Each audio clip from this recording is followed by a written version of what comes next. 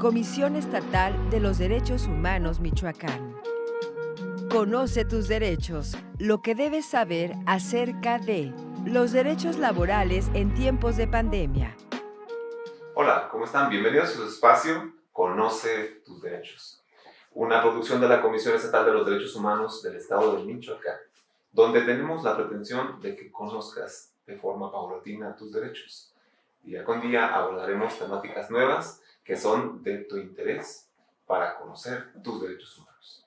El día de hoy tenemos un invitado de lujo, el doctor Luis Alberto Telles Pulido, quien es presidente de la Junta Especial número 1 de la Local de Conciliación y Arbitraje en el Estado de Michoacán. Y abordaremos los temas relacionados de los derechos laborales en tiempos de COVID. Doctor, bienvenido. Muchas gracias. Doctor, en ese espacio que justamente es para la ciudadanía y que es para que conozcan justamente sus derechos, cómo se pueden defender, cuáles son los derechos que tienen y sobre todo por qué es importante que los conozcan. En esta tesitura, doctor, ¿por qué es importante que una persona conozca o se acerque a los derechos humanos de un trabajador? ¿Por qué es importante? Bueno, obviamente estamos en un estado donde la aplicación del derecho es obviamente la base de la armonía social y desde luego facilita mucho para que exista una justicia social, el que los trabajadores, pero también los patrones, puedan tener muy claros el paquete de derechos que les consagra la ley, que les consagra los tratados internacionales, para evitar conflictos, para respetar la normatividad, para poder pagar las prestaciones y todas las características que pudieran generar una buena relación de trabajo. En medida que todos sepan con claridad a qué derechos pueden acceder, creo que habrá menos conflicto social, recordando que los trabajadores tienen desde luego derechos, pero también los patrones los tienen. O sea, todos los entes materia de la relación de trabajo evidentemente tienen sus derechos. Claro, doctor. Y está justamente este tema relacionado, usted lo tocó, muy importante, que muchas personas piensan que el derecho laboral solamente protege a los trabajadores. ¿Esta es una visión correcta o es errónea? Es una visión errónea, porque el derecho laboral protege tanto a patrones como a trabajadores. Lo que pasa es que los trabajadores, por tratarse del derecho laboral un derecho social, pues los tribunales suplen las deficiencias en las pretensiones que los trabajadores llevan a juicio. Pero eso no significa que los tribunales no deban tutelar los derechos de los patrones.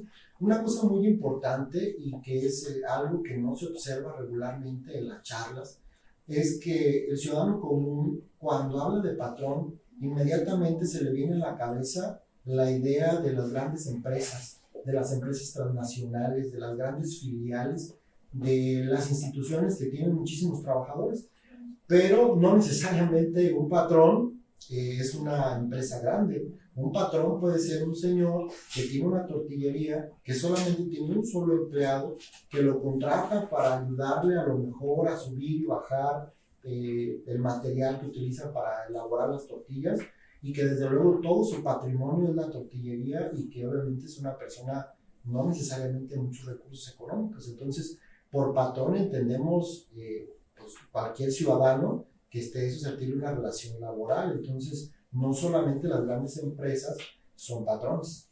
Claro. ¿Y qué pasa con esos trabajadores justamente, que son, digamos, unas empresas pequeñas? Justamente como lo comentan, que solamente un trabajador o dos, o a lo mejor 3 empleados que tienen una persona.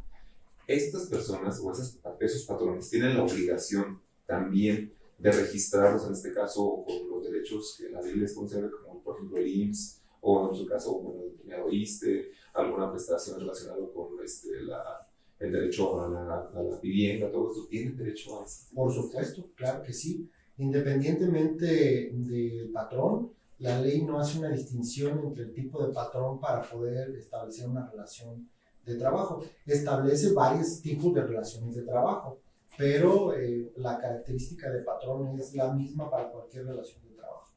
Perfecto. Porque muchas veces se malentiende que justamente solamente las empresas grandes tienen la obligación de cubrir este tipo de obligaciones por parte del patrón, y es completamente un error. Y ahora, por ejemplo, ¿qué pasa con esos documentos que se firman en blanco cuando una empresa te contrata? ¿Qué pasa con esos documentos? Bueno, para empezar, yo invitaría a la ciudadanía que no lo hiciera, firmar documentos que no tengan certeza, que no tengan una fecha específica, pues desde luego te puede acarrear muchos problemas, sobre todo porque la suscripción de un documento que no está bien perfeccionado seguramente se va a utilizar para despedirte o para privarte de algún derecho de naturaleza laboral. Sin embargo, bueno, no es privativo de que forzosamente al firmar un documento en blanco y que posteriormente el patrón lo pueda llenar a su conveniencia, significa que nosotros lo vamos a tener por válido. Si el trabajador lo objeta durante el juicio y dice que pues obviamente lo firmó en blanco o que fue presionado para firmarlo de determinada forma, faltándole datos al documento, la fecha, etcétera, ese documento es considerado nulo según la jurisprudencia. Ahora, hay que acreditarlo. No basta con que el trabajador simplemente diga yo no lo firmé o firmé en blanco. Hay que justificarlo. Y una de las formas más, digamos, eficaces para demostrar esto es a través de las pruebas. Por ejemplo, un perito puede determinar a través de una prueba documentoscópica si el documento fue alterado o si la impresión de la tinta fue posterior a la suscripción de la firma. Claro, doctor. Y también otra cosa, ¿qué pasa si un trabajador, digamos, no tiene la capacidad económica para poder pagar un abogado privado?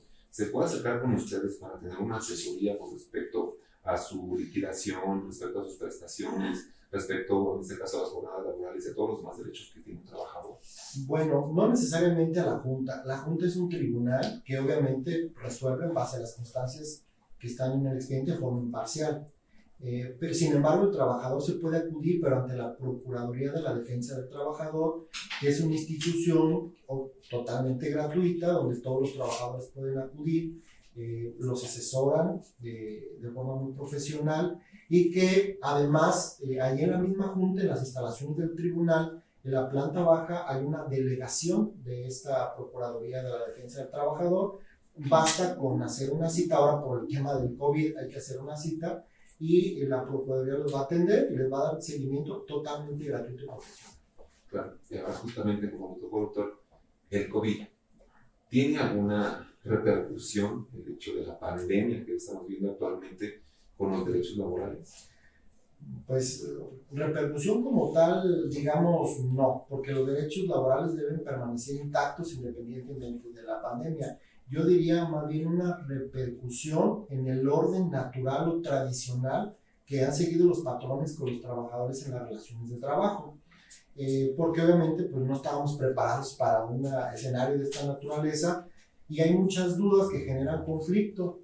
Por ejemplo, el más común, el que hemos tenido el litigio, es el hecho de que los patrones y los trabajadores tienen dudas sobre si es obligatorio, por ejemplo, que utilicen el cubrebocas dentro del centro de trabajo, si el patrón válidamente puede obligar al trabajador a que expida una prueba negativa de COVID, si el patrón puede obligar al trabajador a que pase un filtro sanitario, o si el trabajador puede obligar al patrón a que ponga un filtro sanitario, cosas que son materia de seguridad y higiene del trabajo. Claro, ¿y me pueden correr por tener COVID?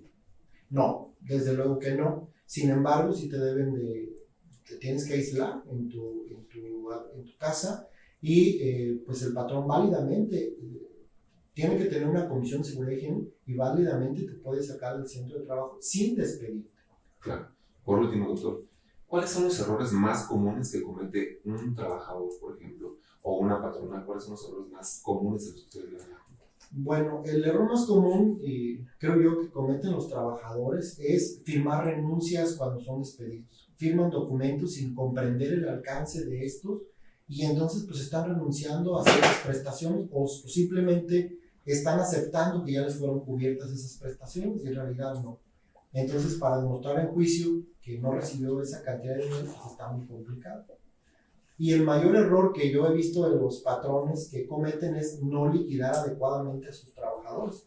El patrón puede despedir a su trabajador cuando así lo determine, siempre y cuando le pague las prestaciones que por ley le corresponden. Y regularmente no se las pagan. Por ejemplo, no sé, le pagan cada quincena y lo despiden el día 16, por ejemplo. Entonces, la quincena abarca hasta el día 15 el día 16 lo laboró, ese salario ya lo devengó, y no obstante que le pagó su liquidación, también debería de pagarle el día laborado, que es el día 16. Efectivamente.